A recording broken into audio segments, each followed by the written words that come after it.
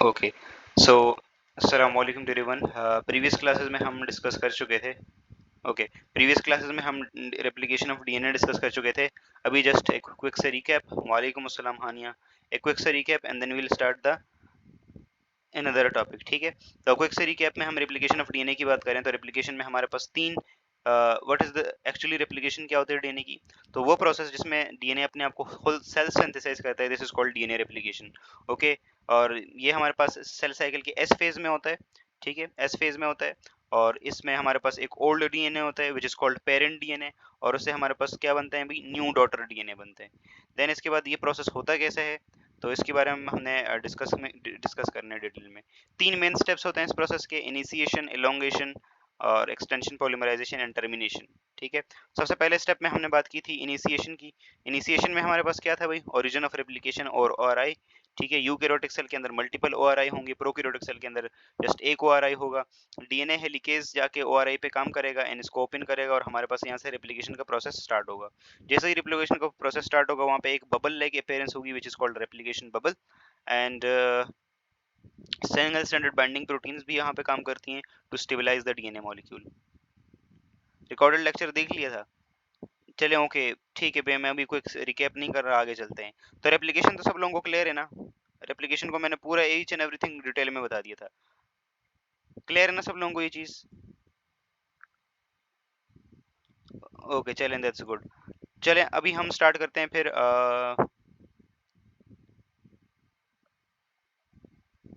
Just a minute. Okay चलें, ठीक है, अभी हम स्टार्ट करते हैं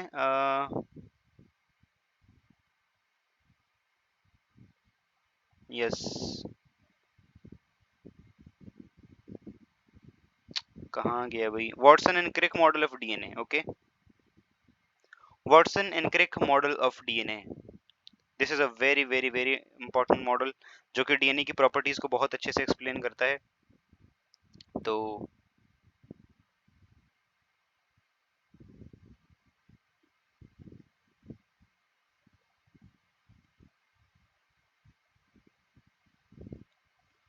ओके, वालेकुम अस्सलाम महक, वालेकुम अस्सलाम, वेलकम। सो डीएनए का स्ट्रक्चर जो है ना, उसको जो सबसे बेस्ट जो एड्रेस करता है ना, वो ही है हमारे पास वॉटसन एंड क्रिक मॉडल। इससे पहले भी साइंटिस्ट ने बहुत सारे मॉडल बनाए थे, लेकिन द मोस्ट फेमस मॉडल जिसके ऊपर नोबेल प्राइज भी मिला था, तो वो हमारे पास Watson and Crick model of DNA है। ठीक है, तो Watson and Crick model of DNA अभी डिस्कस करते हैं हम, एंड देन इसके बाद हम डिस्कस करेंगे, यस, इसके बाद हम डिस्कस करेंगे थोड़ा सा, यस। सबसे पहले देखें, यहाँ दिखाई दे रहा होगा आप लोगों को, this is Cambridge, you know Cambridge का ये कैंपस है, कैम्ब्रिज यूनिवर्सिटी। ये इतना अच्छा काम कैम्ब्रिज में हुआ, ठीक है, जो कि यूके में है, तो कैम्ब्रिज में हुआ। और ये साइंटिस्ट थे, इन्होंने काम किया ये। वालेकुम अस्सलाम मरियम जावेद, वेलकम। तो James Watson, Francis Crick, Maurice Wilkins और रोसलैंड फ्रैंकलिन, इन सब ने मिल के हमारे पास डीएनए का मॉडल दिया था। ठीक है, यस, अभी अभी स्टार्ट हुई है। इन सब ने मिल के हमारे हमारे पास डीएनए का मॉडल दिया था इन्होंने, और yes, my favourite scientist. Okay, तो इस तरह की सोफिस्टिकेटेड टेक्निक्स का यूज करके इन्होंने डीएनए का मॉडल दिया था। पहले मेन चीज पे डिस्कस करते हैं, फिर इसके बाद ये चीजें डिस्कस करेंगे। दो दो बार अपलोड हुआ हुआ है ये, जस्ट ओके। ये ओरिजिनल पेपर है जिसमें उन्होंने वो किया था। ओके यस, यहाँ पे आए आप, this is the important thing.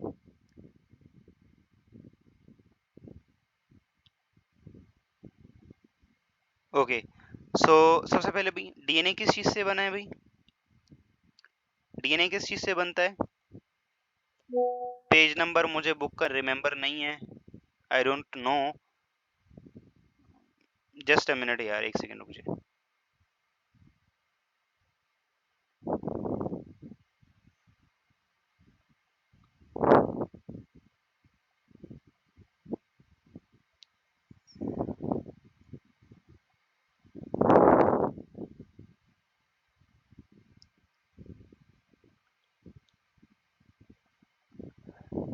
Okay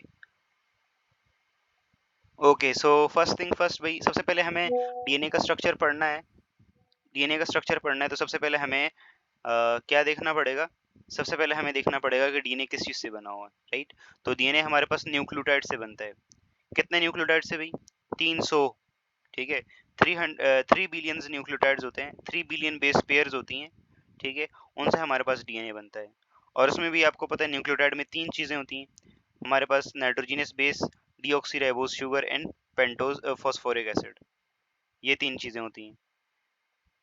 यहाँ देखें आप लोगों के पास एक न्यूक्लियोटाइड, एक टिपिकल न्यूक्लियोटाइड का स्ट्रक्चर नजर आ रहा होगा। This is a typical nucleotide. इसमें एक 5 कार्बन वाली डीऑक्सीराइबोज शुगर है, एक फॉस्फेट ग्रुप है और एक क्या है हमारे पास नाइट्रोजनस बेस है। नाइट्रोजनस बेस आप लोगों को पता है एडेनिन, गुआनिन, थायमिन, साइटोसिन, वो पहले लेक्चर में मैं बता चुका हूँ, ठीक है? तो 2 प्यूरिन्स होती हैं हमारे पास और पायरिमिडीन्स होती हैं। Purines are adenine and guanine.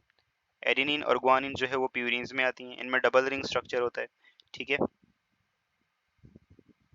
And thymine, cytosine and uracil, इनमें देखो सिंगल रिंग स्ट्रक्चर है, ठीक है? इसके बाद ये पेंटोज शुगर का हमने डिस्कस किया था, ठीक है? और डीएनए में नंबरिंग की बात की थी थोड़ा सा, इसको इसको मैं दोबारा से डिटेल में करूंगा। फॉस्फोरिक एसिड तो पता है आप लोगों को, ठीक है? ओके, इस तरह से हमारे पास डीएनए का स्ट्रक्चर होता है। ये देखिए टिपिकली डीएनए का स्ट्रक्चर इस तरह से होता है हमारे पास। देखिए इसके साइड पे क्या होता है भाई? शुगर फॉस्फेट की बैकबोन होती है, ठीक है? मिडल में नाइट्रोजनस बेसेस होती हैं और दूसरे साइड पे भी हमारे पास क्या होता है? शुगर फॉस्फेट बैकबोन होती है। अब वो जो 4 साइंटिस्ट थे उन्होंने क्या क्या बात की थी उसको जरा डिटेल में देख लेते हैं। आज की स्लाइड ना पता नहीं कैसे कैसे अपलोड हुई है, कोई एक जगह कोई दूसरी जगह। तो इतनी बेसिक चीज तो सब लोगों को पता है ना, ये ना मेरी पहली क्लास में भी डिस्कस किया था डीएनए के बारे में। अभी जस्ट मैं उसके ऊपर डायरेक्ट जा रहा हूँ। Okay Hani, you like organic chemistry, that's good. Okay, अब हम डायरेक्ट उस पर बात कर रहे हैं। जी जी मैं रिकॉर्ड कर रहा हूँ, ठीक है? सो आज अभी डायरेक्ट हम वाटसन एंड क्रिक मॉडल पे बात कर रहे हैं। वाटसन एंड क्रिक मॉडल के अकॉर्डिंग हमारे पास डीएनए क्या होता है भाई? डीएनए एक डुप्लेक्स होता है। डुप्लेक्स मतलब डबल स्टैंडर्ड होता है ये, ठीक है? डुप्लेक्स। और ये इसकी ना हेलिकल अरेंजमेंट होती है, स्पाइरल शेप की अरेंजमेंट होती है इस तरह से, ठीक है? फर्स्ट चीज। दूसरी चीज इन्होंने बताया कि जो शुगर फॉस्फेट होता है ना, शुगर और फॉस्फेट, यानी कि डीऑक्सीराइबोज शुगर और फॉस्फेट, ठीक है? वो कहाँ पे होता है? तो वो ये जो स्ट्रैंड है ना, स्ट्रैंड स्ट्रैंड की बैकबोन जो है, ये जो डीएनए की बैकबोन है, वो किस चीज से बनी होती है? शुगर फॉस्फेट से बनी हुई होती है, ठीक है? ये स्टेटमेंट उन्होंने दिया था। किस चीज से बना होता है ये? शुगर फॉस्फेट से। तो हमारे पास वाटसन एंड क्रिक मॉडल के अकॉर्डिंग जो डीएनए का जो दोनों स्ट्रैंड है ना, जो एक दूसरे के एंटी पैरेलल हैं, उन स्ट्रैंड का जो बैकबोन है वो शुगर फॉस्फेट से बना हुआ है, ठीक हो गया? उसके बीच में हमारे पास क्या है?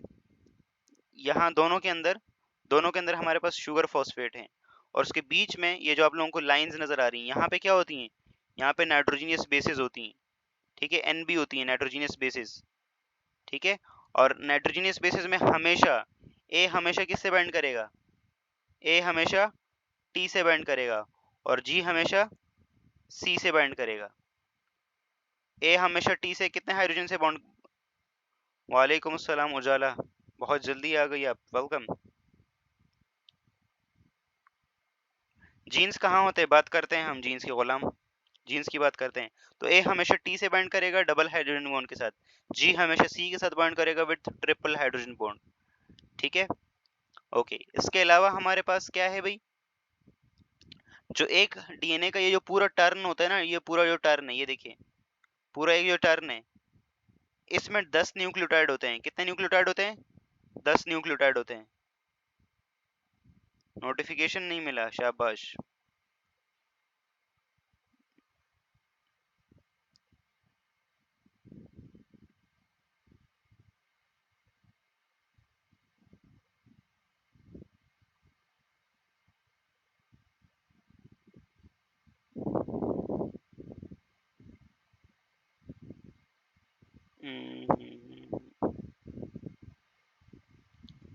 ओके, सो ये जो एक टर्न होता है डीएनए का, एक टर्न के अंदर कितने न्यूक्लियोटाइड होते हैं?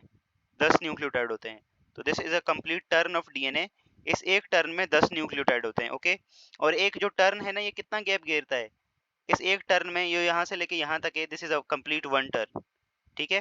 इस एक टर्न में 10 न्यूक्लियोटाइड होते हैं, ठीक है, 10 न्यूक्लियोटाइड, ये 10 बेसिस, और साथ साथ में यहाँ पे डिस्टेंस जो होता है ना वो 34 एमस्ट्रॉन्ग का होता है।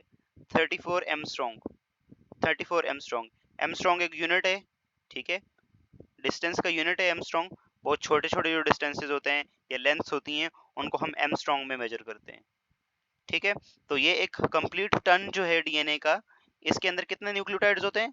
इसके अंदर हमारे पास 10 न्यूक्लियोटाइड होते हैं और ये 34 एमस्ट्रॉन्ग का होता है। तो अब आप लोगों को पता है कि एक कंप्लीट टर्न में 10 न्यूक्लियोटाइड हैं और पूरा कंप्लीट टर्न जो है वो 34 एमस्ट्रॉन्ग का है। तो एक न्यूक्लियोटाइड कितनी जगह घेर रहा होगा? एक सिंगल न्यूक्लियोटाइड कितनी जगह लेगा? ये बोर्ड के पेपर में क्वेश्चन आता है, एमडीकैट में भी पूछता है इससे कि बताओ एक न्यूक्लियोटाइड कितनी जगह घेरता है। तो यस, कितनी जगह घेरता है एक न्यूक्लियोटाइड? तो सिंपल है, 34 को डिवाइड कर देंगे, 34 को डिवाइड कर देंगे हम किससे? 10 से डिवाइड कर देंगे, ठीक है। तो ये हो जाएगा 3.4 एमस्ट्रॉन्ग। तो एक जो है वो हमारे पास, एक न्यूक्लियोटाइड हमारे पास 3.4 एमस्ट्रॉन्ग की जगह घेरता है। देखो यहाँ लिखा हुआ भी, ये देखिए 3.4 एमस्ट्रॉन्ग, ठीक हो गया।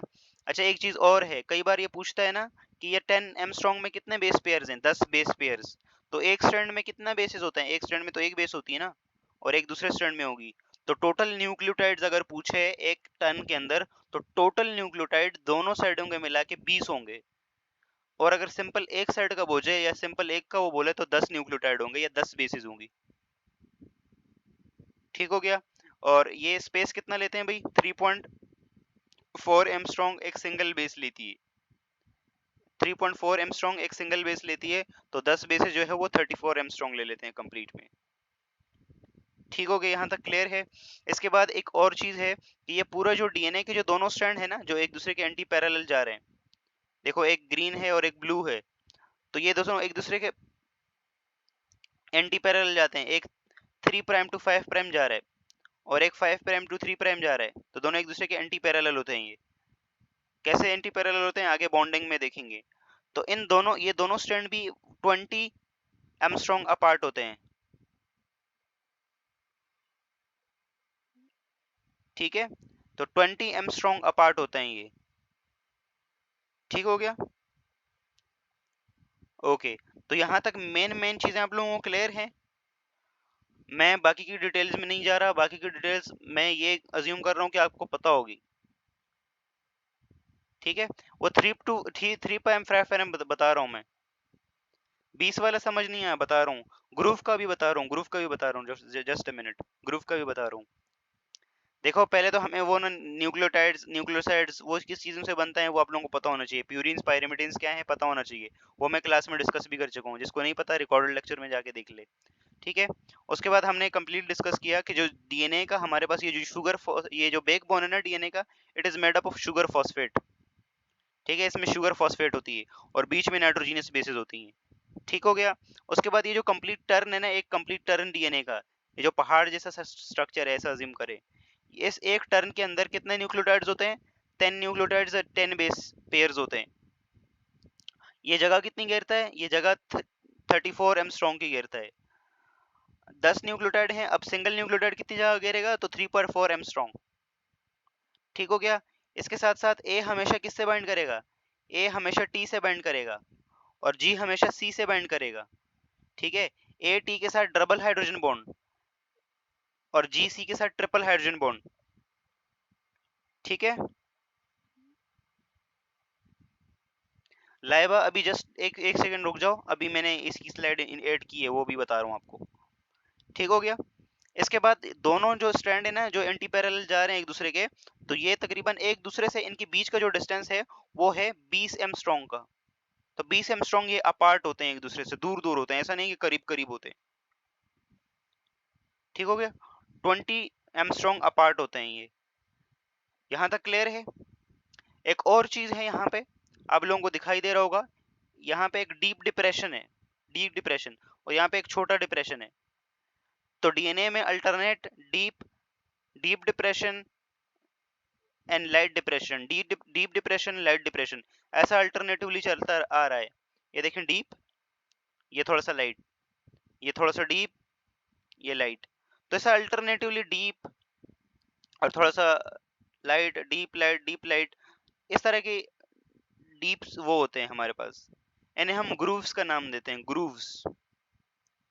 जो डीप डिप्रेशन है उसे हम मेजर ग्रूव का नाम देते हैं, मेजर ग्रूव। और जो छोटी वाली डिप्रेशन है, this is called minor groove. ठीक है।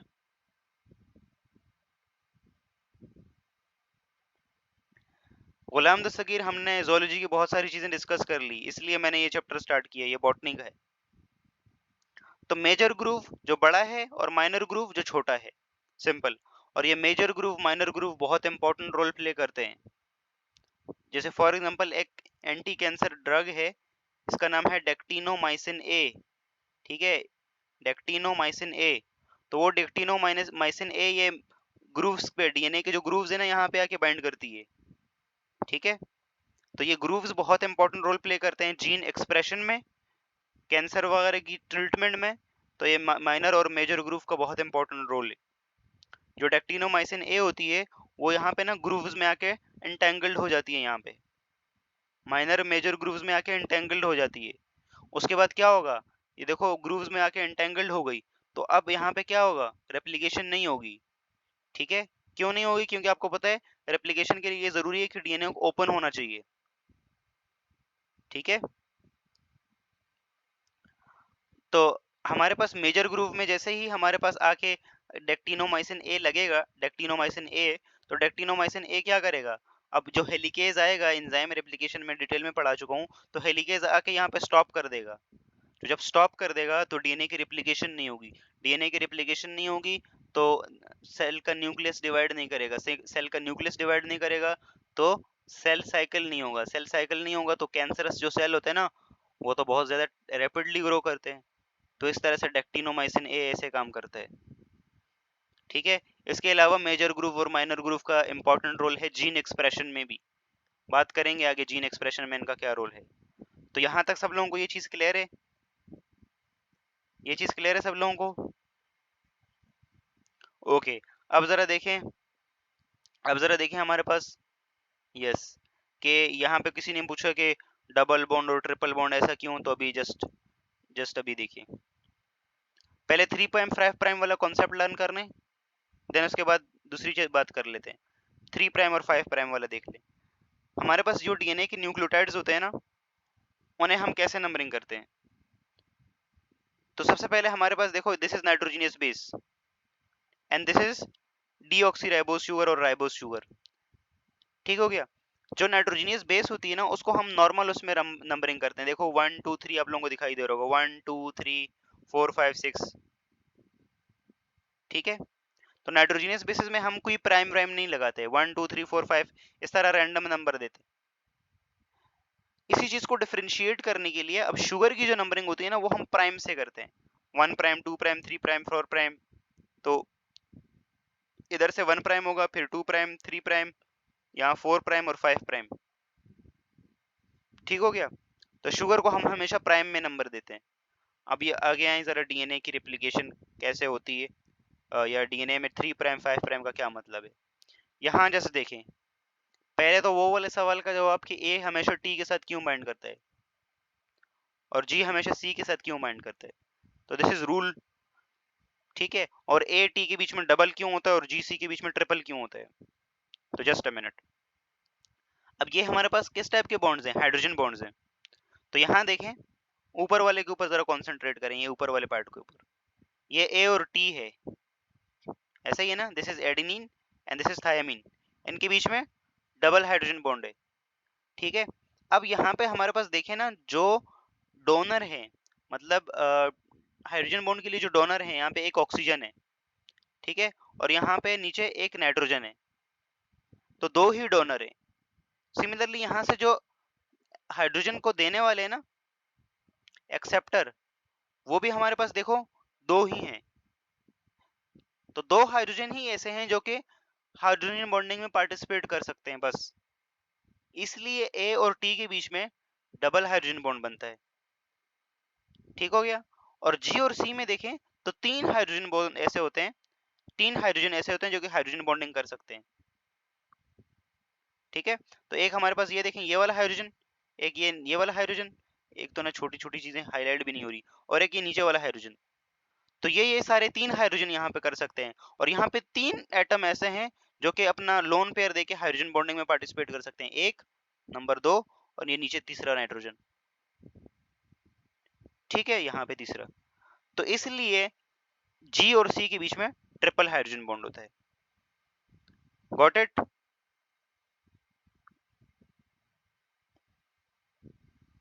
कहाँ पे ओ एच है, कहाँ पे बताओ, लोकेट करो। ये देखो, ये हाइड्रोजन बॉन्ड बना सकता है तो इसने बना लिया, ये हाइड्रोजन बॉन्ड बना सकता है। टी में कहाँ है, टी में देखो, टी में हमारे पास देखो, okay this is donor, this is donor, ये अपना लोन पेयर दे सकता है, लेकिन this hydrogen is not acceptor, क्योंकि ये इलेक्ट्रोनेगेटिव एटम के साथ तो नहीं जुड़ा हुआ ना। जब हाइड्रोजन इलेक्ट्रोनेगेटिव एटम के साथ जुड़ेगा तभी तो उसके ऊपर पार्शियल पॉजिटिव चार्ज आएगा, तभी तो वो हाइड्रोजन बॉन्ड बनाएगा। ऐसे तो इतने सारे हाइड्रोजन हैं सब जगह के, सब जगह हाइड्रोजन बॉन्ड बन जाएगा, नो वे। तो ये हाइड्रोजन आपको दिखाई दे रहा है, लेकिन दिस इज नॉट, ये वाला हाइड्रोजन बॉन्डिंग में पार्टिसिपेट नहीं कर सकता। क्यों? क्योंकि ये किसी इलेक्ट्रोनेगेटिव एटम के साथ अटैच नहीं है। ठीक है, that's why. Got it? Clear है सब लोगों को यहाँ तक? एनी कंफ्यूजन, कोई क्वेश्चन? ओके, तो ए और टी का पता लग गया, ए और टी का पता लग गया कि कैसे ए और टी में बॉन्डिंग होती है। ओके, अब यहाँ पे देखें जो उन्होंने बोला था, दोनों डीएनए के स्ट्रैंड एक दूसरे के एंटी पैरेलल होते हैं। यहाँ देखें, शुगर फॉस्फेट का देखो मुंह ऊपर, यहाँ पे कुछ और तरह से दिखाई दे रहा है, ये एक स्ट्रैंड है, ये दूसरा स्ट्रैंड है। तो इस स्ट्रैंड में देखो शुगर फॉस्फेट कुछ उस तरह से अरेंज हुए हैं, नीचे से ऊपर, और इसमें देखो ऊपर से नीचे। तो ये दोनों स्ट्रैंड एक दूसरे के एंटी पैरेलल हैं। बीच में नाइट्रोजीनियस बेसिस हैं, ए हमेशा टी के साथ और जी हमेशा सी के साथ। ठीक है, हाइड्रोजन बॉन्डिंग बनाता है। इन हाइड्रोजन बॉन्डिंग को ब्रेक करने के लिए कौन सा एंजाइम यूज होता है? इन हाइड्रोजन बॉन्डिंग को तोड़ने के लिए कौन सा एंजाइम यूज होता है? यस, आप बताएं। यस, डीएनए हेलिकेज होता है, very good, DNA helicase, very good. Okay, that's good. Okay, so DNA हमारे पास ऐसा होता है, इसके स्ट्रैंड ऐसे होते हैं। हमारे पास इसकी जो बैकबोन होती है उसमें शुगर फॉस्फेट होता है, sugar phosphate, sugar phosphate, sugar phosphate, sugar phosphate, और बीच में नाइट्रोजनियस बेसिस होती हैं। यही चीज बताई थी हमारे पास हमारे इन साइंटिस्ट ने।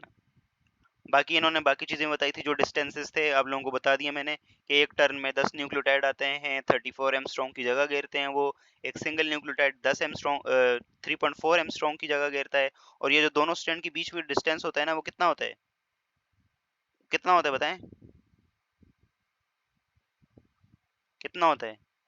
20 एमस्ट्रॉन्ग का होता है, वेरी गुड। अच्छा, कई बार में ये जो डिस्टेंसेस है ना, इनको नैनोमीटर में भी पूछ लिया जाता है, नैनोमीटर में। तो नैनोमीटर में कन्वर्ट करने के लिए आप लोगों को क्या करना पड़ेगा? एमस्ट्रॉन्ग और नैनोमीटर के बीच में रिलेशन देखना है। ठीक है, तो एमस्ट्रॉन्ग और नैनोमीटर, आई थिंक एक एमस्ट्रॉन्ग जो है वो 10 नैनोमीटर के आसपास होता है। I am not sure about that. आप लोगों ने ऑनलाइन जाके देख लेना कि एक एमस्ट्रॉन्ग कितने का बराबर होता है, और फिर उस हिसाब से 3.4 कितने का आएगा, एक्सेट्रा एक्सेट्रा एक्सेट्रा, देख लेना अपने से। ठीक है, यस, 10 से डिवाइड करना है मेरे ख्याल से, क्योंकि 0.334 नैनोमीटर। हाँ यस, तो एक एमस्ट्रॉन्ग अगर 10 के बराबर है, 10 नैनोमीटर के, तो बस अब यूनिट कन्वर्जन करके देख लेना आप लोग खुद ही। ठीक है, ओके। इसके बाद हमारे पास देखें यहाँ पे, यस, 5 प्राइम 3 प्राइम वाली चीज।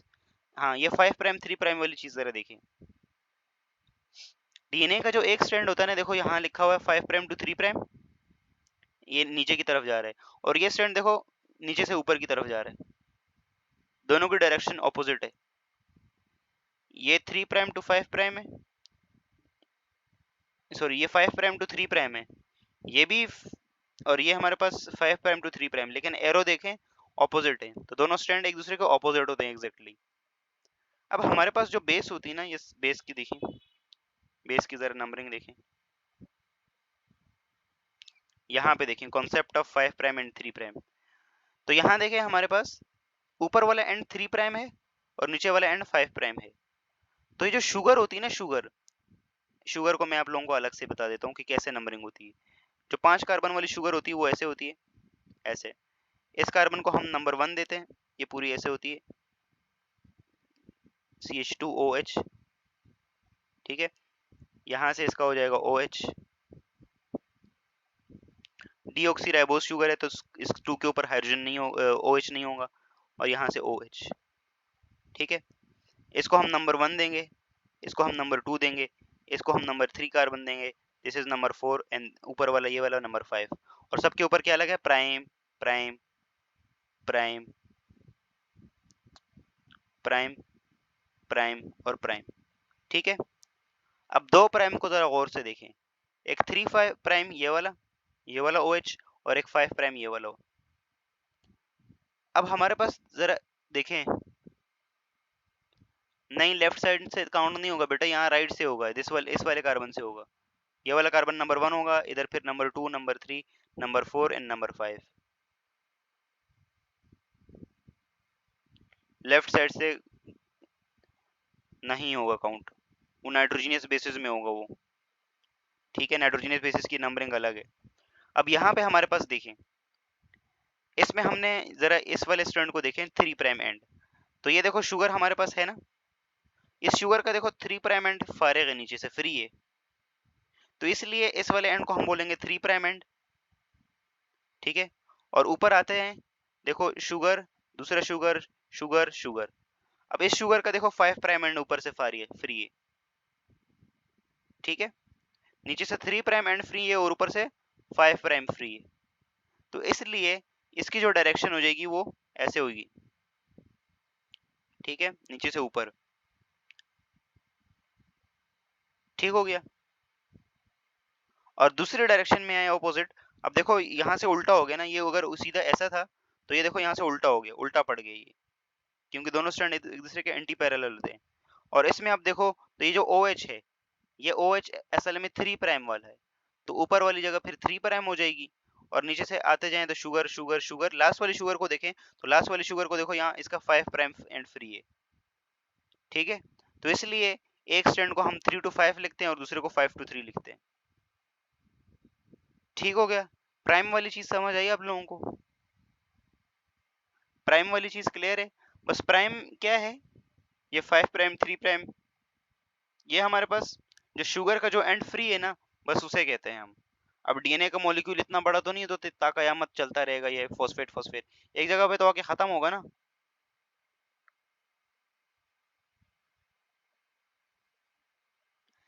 जिस डायरेक्शन में बोला गया है, जैसे 3 प्राइम से 5 प्राइम, तो ये देखो 3 प्राइम से 5 प्राइम ये वाला है, ठीक है। और ये भी 3 to 5 प्राइम है, लेकिन दोनों की डायरेक्शन ऑपोजिट है। जो रेप्लिकेशन की डायरेक्शन होती है वो क्या होती है, ये पेपर में आता है, what is the replication of direction, replication की डायरेक्शन क्या होती है।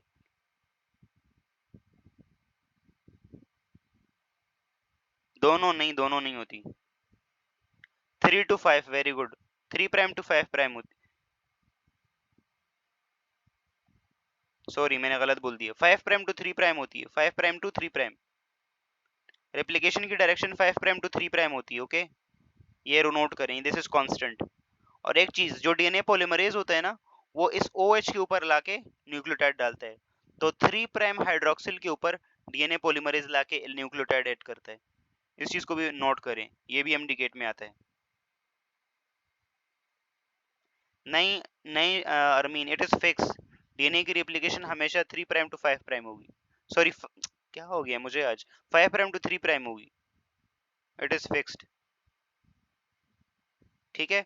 और डीएनए पॉलीमरेज न्यूक्लियोटाइड कहाँ ऐड करेगा, हमेशा 3 प्राइम हाइड्रोक्सिल पे, 3 प्राइम हाइड्रोक्सिल पे। मुझे कौन सा लास्ट पॉइंट, नहीं महक, डीएनए की replication is fixed, 3 3 prime hydroxyl पे डीएनए पॉलीमरेज न्यूक्लियोटाइड ऐड करता है, ठीक है।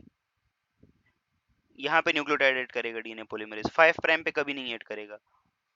और दूसरा, रेप्लिकेशन की जो डायरेक्शन है वो it is fixed, it is 5 prime to 3 prime, ठीक है। ओके,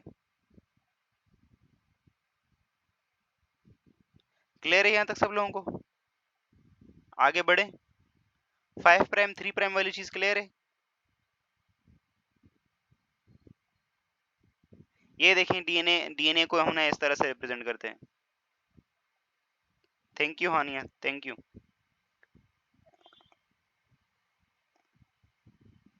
एक तो ना आज की स्लाइड का क्या ही बोलूं मैं, लिटरली गुस्सा दिला रहे हैं मुझे ये। हमारे एक सेल में कितना डीएनए होता है? How many DNA? बहुत सारा डीएनए होता है। यहाँ पे चेक करें, हर एक क्रोमोसोम में DNA DNA DNA DNA DNA 46 DNA एक ही सेल में। उसके बाद देखो ये प्रोटीन है, ओके। नाउ अब देखें सीक्वेंस, सीक्वेंस देखें, नजर आ रही हुई आप लोगों को। हम डीएनए का जो शुगर फॉस्फेट बैकबोन होता है ना, उसको यूजुअली लिखते नहीं, हम उसको लिखते नहीं है यूजुअली, ठीक हो गया। हम जो मेन चीज है ना, वो ये न्यूक्लियोटाइड की सीक्वेंस है, इसको लिखते हैं। तो ये आप लोगों को पता होना चाहिए। और किसी ने मुझसे बीच में जीन की बात की थी, जीन्स कहाँ होते हैं डीएनए में? तो जितने भी हमारे पास, स्लाइड नॉट विजिबल नहीं है, स्लाइड क्या, स्लाइड विजिबल नहीं है?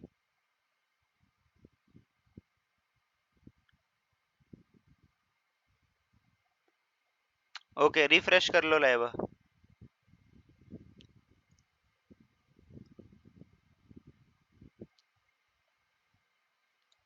हमारे पास जो डीएनए होता है ना, डीएनए, एक डीएनए के अंदर 20,000 से 30,000 जीन्स होते हैं, सॉरी पूरे ह्यूमन जीनोम में 20,000 से 30,000 जीन्स होते हैं, ठीक है।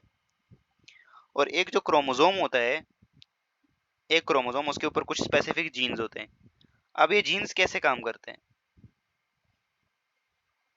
Okay live, okay. तो ये जीन्स कैसे होते हैं? तो जीन कोई किसी बला का नाम नहीं है, ये जो सीक्वेंस होती है नाइट्रोजनियस बेसिस की, यही जो स्पेसिफिक सीक्वेंस होती है उसी को हम जीन कहते हैं। बस उसके अंदर एक प्रोटीन के लिए या किसी एंजाइम के लिए इंफॉर्मेशन कोडेड रहती है, जैसे ही वो एक्सप्रेस करता है तो वो उस हिसाब से प्रोटीन बन जाती है हमारी बॉडी के अंदर, ठीक है। तो अज्यूम करो ये पूरा डीएनए है, लेट सपोज पूरा डीएनए, तो इसमें एक स्पेसिफिकली यहाँ पे, यहाँ से ये एक जीन है, ऐसा मान ले। लाइबा विजिबल? अभी तो विजिबल है ना उसको।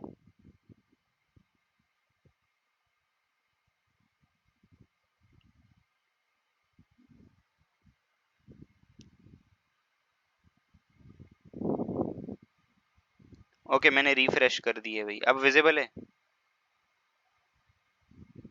Now visible.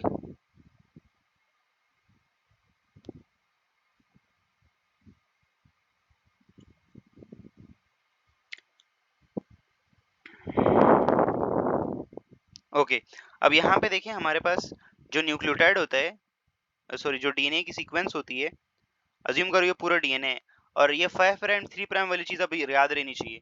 अब देखो एक स्ट्रैंड 5 प्राइम टू 3 प्राइम और दूसरा स्ट्रैंड 3 प्राइम टू 5 प्राइम, लेकिन डीएनए की जो रेप्लिकेशन की डायरेक्शन है वो हमेशा 5 प्राइम टू 3 प्राइम होगी, this is constant, okay.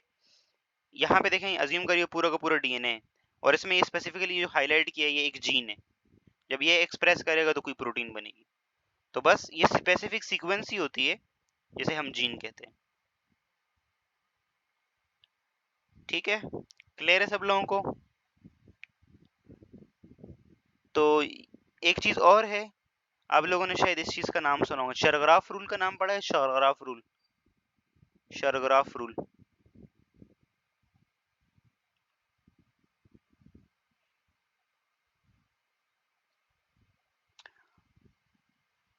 Okay, चरग्राफ rule का बताते हैं।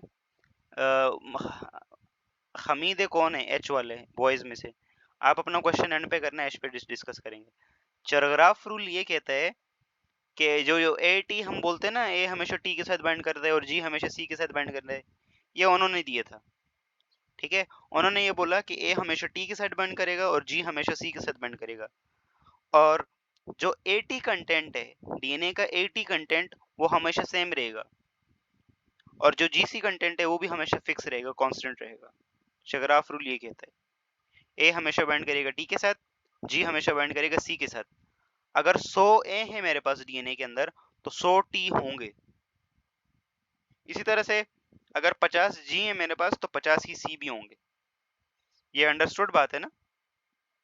अंडरस्टूड बात है ना ये चीज, कि अगर 100 ए हैं तो 100 टी ही होंगे, 100 जी हैं तो 100 ही सी होंगे, क्योंकि ए हमेशा टी के साथ बाइंड करता है और जी हमेशा सी के साथ बाइंड करता है। तो the amount of A is always same as, जो भी कॉम्प्लीमेंट्री बेसिस है ना उनका अमाउंट दोनों का सेम रहेगा।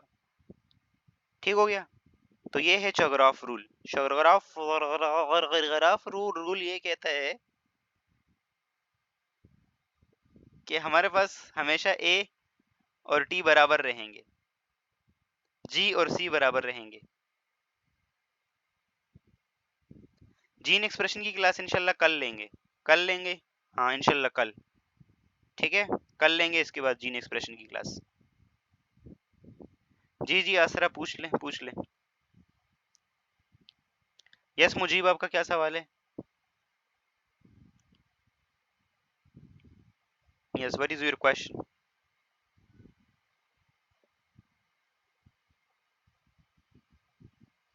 नहीं, टॉपिक एंड नहीं हुआ, टॉपिक एंड नहीं हुआ, जल्दी बताएं क्या सवाल है। अभी तो वो पढ़ना है मिसेल्सन सतल एक्सपेरिमेंट। जी जी रिकॉर्डिंग देंगे।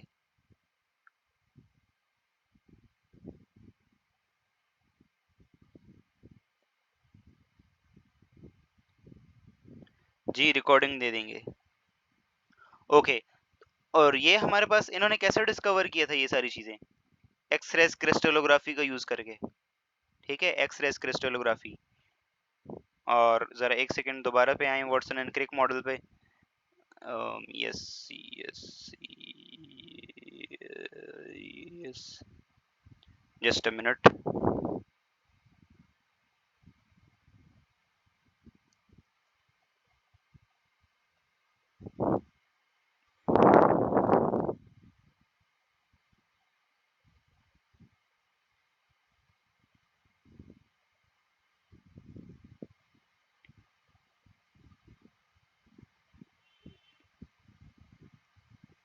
ओके, कहाँ गया भाई?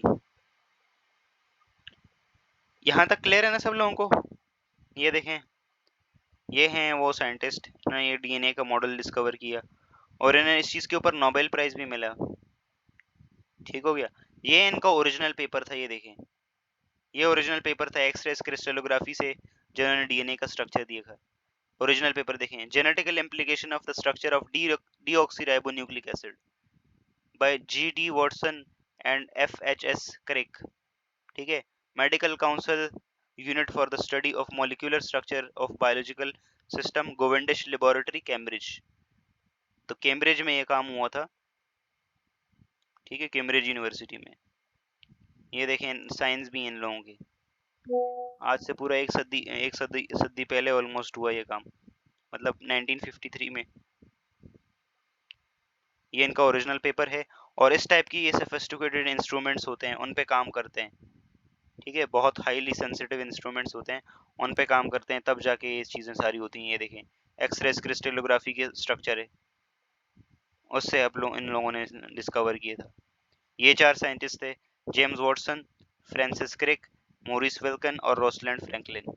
ये इनकी डेथ जल्दी हो गई थी, क्योंकि इन्होंने जो एक्सरेज जिससे उन्होंने किया था ना डीएनए का स्ट्रक्चर आइडेंटिफाई, तो इन्होंने वो किया था। मुझे ये वाले रिसर्च पेपर हाँ देखना पड़ेगा। ओके, इसके बाद ये देखें, ये कैम्ब्रिज का लश कैंपस। तो जिसको जाना है कैम्ब्रिज, दुनिया की टॉप यूनिवर्सिटीज में आता है, टॉप 10 में।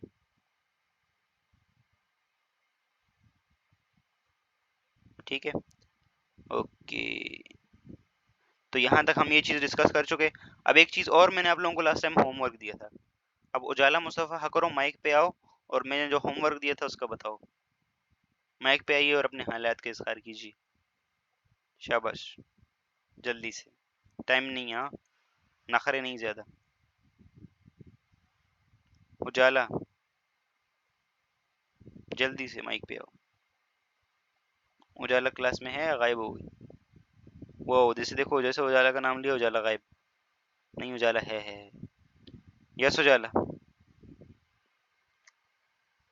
जो मैंने लास्ट टाइम जो होमवर्क दिया था कि डीएनए की जो रेप्लिकेशन है वो सेमी कंजर्वेटिव होती है ना। तीन जो हमारे पास मैंने होमवर्क दिया था वो किसी ने किया? तीन तरह का वो है हमारे पास, कंजर्वेटिव, सेमी कंजर्वेटिव और डिस्पर्सिव मॉडल्स। तो कौन मुझे एक्सप्लेन करेगा इन तीनों मॉडल्स को? एनीवन? समझ आ रही है या नहीं आ रही चीजें?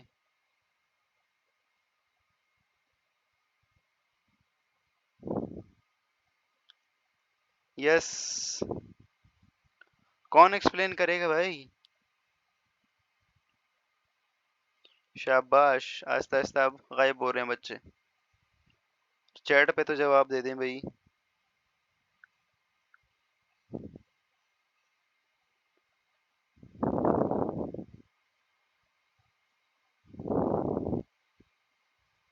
Hello hello hello. यस, कौन आएगा?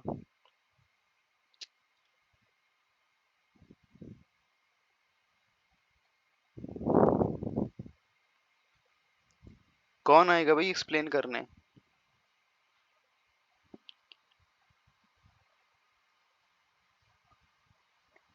ओके लाइबा, बाकी किसी ने किए होमवर्क? हमने बोला था तीन रूल्स हैं डीएनए की रिप्लिकेशन के, एक कंजर्वेटिव, सेमी कंजर्वेटिव और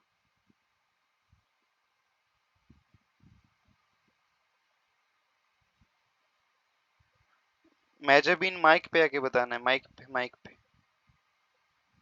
माइक पे बताना है, माइक पे।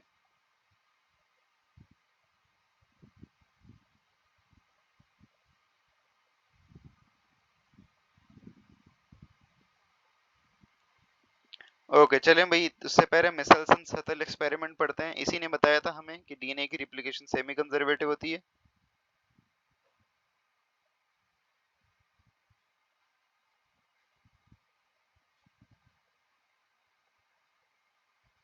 ओके मरियम, ये कहाँ से छाप लिया आपने? वेरी गुड, छापा अच्छा है। वेरी गुड, छपाई अच्छी कर लेते हैं आप लोग। ओके, सबसे पहले मिसेल्सन सतल एक्सपेरिमेंट ये डिस्कस करते हैं, फिर तीनों उनकी बात करते हैं कि तीनों उन्होंने क्या कहा था। तो हमारे पास मिसेल्सन सतल एक्सपेरिमेंट जो है वो दो सेंटेंस थे, एक मिसेल्सन और दूसरे सतल। उन्होंने एक्सपेरिमेंट किया था at the California institute of technology, Caltech, short में से कैलटेक का नाम देते हैं, कैलटेक। तो कैलटेक में ये एक्सपेरिमेंट किया था उन्होंने, और उन्होंने ये चीज देखी थी कि डीएनए का, ये दो साइंटिस्ट थे, मैथ्यू मैथ्यू मेल्सन मैथ्यू मिसेल्सन और फ्रैंकलिन सतल, ठीक है। और इन्होंने बोला था कि डीएनए की रेप्लिकेशन सेमी कंजर्वेटिव होती है। मतलब ये देखो, ये ओरिजिनल डीएनए, पेरेंट डीएनए, ठीक है। पेरेंट डीएनए से देखो दोनों ब्लू ब्लू हैं, और जो डॉटर डीएनए बने हैं उसमें देखो एक ब्लू है और एक रेड है। तो उन्होंने बोला कि 50% जो डीएनए होता है ना वो कंजर्व रहता है, मतलब वो प्रोटेक्टेड रहता है, और 50% डीएनए जो होता है वो बनता है, न्यू बनता है। तो हमारे पास, जी जी मरियम, आपने एक्सप्लेन कर दिया, वेरी गुड। तो 50% डीएनए मतलब कंजर्व रहता है और 50% डीएनए न्यू बनता है। इसी को हम सेमी कंजर्वेटिव मॉडल कहते हैं। और इस सेमी कंजर्वेटिव मॉडल के लिए उन्होंने एक्सपेरिमेंट किया था। इन्होंने, ओके, जिसने भी एक्सप्लेन किया वेरी गुड, वेरी वेल। महा ने किया या मरियम ने किया, आई डोंट नो, मैंने नहीं देखा। तो उन्होंने क्या कैसे किया पता है? उन्होंने हमारे पास इस तरह के एक्सपेरिमेंट किए कि हमारे पास उन्होंने इकोलाई बैक्टीरिया लिया था। क्या लिया था अपना बैक्टीरिया? इकोलाई। इकोलाई का लाइफ टाइम कितना होता है, मतलब डिवाइड करने का टाइम कितना होता है? 20 मिनट, ठीक है। उसको सही प्रॉपर न्यूट्रिएंट्स दो, सब कुछ करो, वो 20 मिनट बाद अपनी जनरेशन को डबल कर लेता है। मतलब एक सेल एक से दो, ठीक है, दो से चार, तो 20 दिन, 20 मिनट लेता है ये टोटल अपने सेल को दोबारा वो करने के लिए, डिवाइड करने के लिए 20 मिनट लेता है ये। ठीक हो गया? क्लियर है सब लोगों को? आवाज आ रही है मेरी? ओके।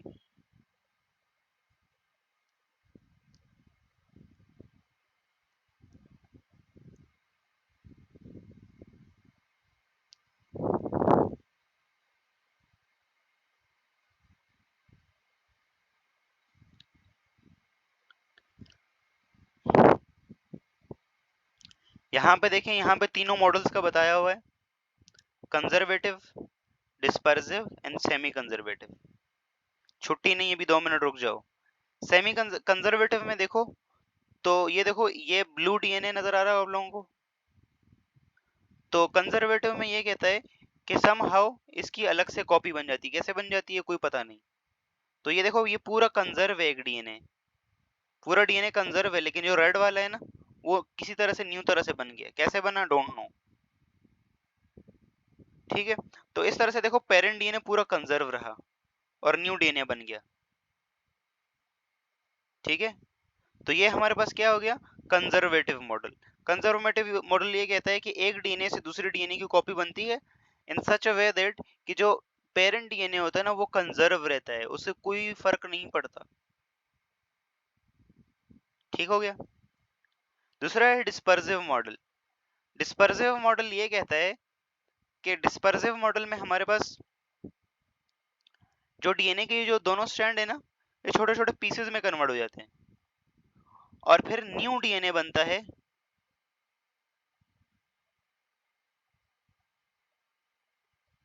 ठीक है, तो उनसे न्यू डीएनए बनता है इस तरह से कि न्यू डीएनए में देखो, इस पेरेंट डीएनए के थोड़े थोड़े सैंपल होते हैं और एक थोड़े दूसरे वाले में होते हैं। तो न्यू डीएनए इसे बनता है, मतलब कुछ कुछ थोड़ा पुराना डीएनए, कुछ नया, कुछ पुराना, कुछ नया। ठीक है, तो यहाँ देखें आप लोगों को blue red blue red blue red, आप लोगों को मिक्सचर दिखाई दे रहा होगा। जो रेड है वो न्यूली सिंथेसाइज और जो ब्लू है वो पुराना है। तो इसमें मिक्सचर होगा, yes, new old parent DNA का और डॉटर डीएनए, जो न्यू डीएनए अब न्यूली सिंथेसाइज हो रहा है उसका मिक्सचर होगा। जबकि सेमी कंजर्वेटिव मॉडल में देखें तो सेमी कंजर्वेटिव मॉडल में हमारे पास क्या है, हमारे पास यहाँ देखें एक स्ट्रैंड न्यू बना है और एक स्ट्रैंड वही पुराना है। तो सेमी कंजर्वेटिव मॉडल यही कहता है कि भाई 50% डीएनए नया बनता है और 50% पुराना होता है। और इस चीज को प्रूफ करने के लिए किसने बताया था हमें ये चीज हमें ना मिसेल्सन सतल एक्सपेरिमेंट ने बताई थी। ठीक है, यस, हाफ डीएनए ओल्ड होगा, हाफ न्यू होगा, यस, ऐसे ही है। अब मिसेल्सन सतल एक्सपेरिमेंट कल आप लोग इसका होमवर्क है, और कल मैं किसी को भी स्टेज पे बुला लूंगा और उनसे पूछ सकता हूँ कि व्हाट इज मिसेल्सन सतल एक्सपेरिमेंट, और आना पड़ेगा, फिर बहाने नहीं चलेंगे। जैसे उजाला अभी बोल रही है कि मेरे पेट में दर्द है, मैं नहीं आ सकती। किसी का कोई क्वेश्चन है यहाँ तक? Any question?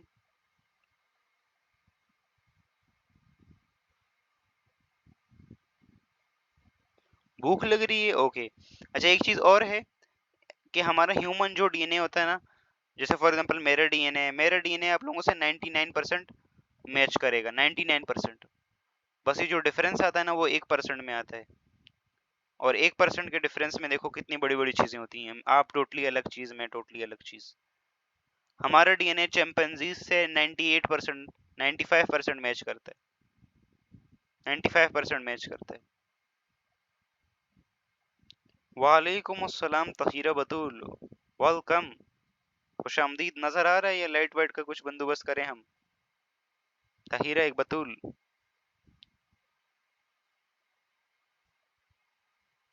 होमवर्क ये है कि कल मिसेल्सन सतल एक्सपेरिमेंट को एक्सप्लेन करना है।